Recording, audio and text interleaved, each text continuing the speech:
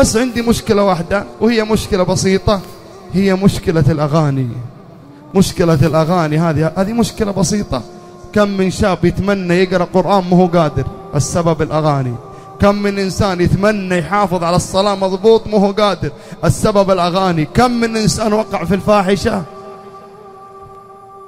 السبب الأغاني.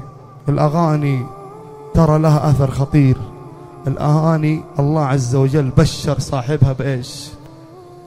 بماذا بشر الله صاحبها في سورة لقمان؟ ومن الناس من يشتري لهو الحديث.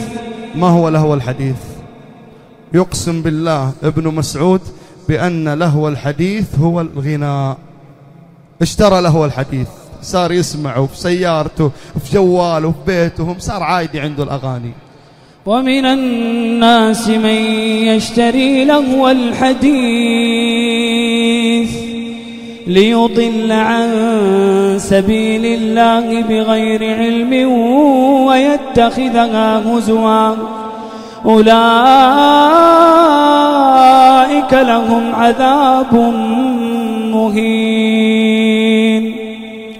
وإذا تتلى عليه آياتنا ولى مستكبرا كأن لم يسمعها كأن في أذنيه وقرا فبشره بعذاب أليم.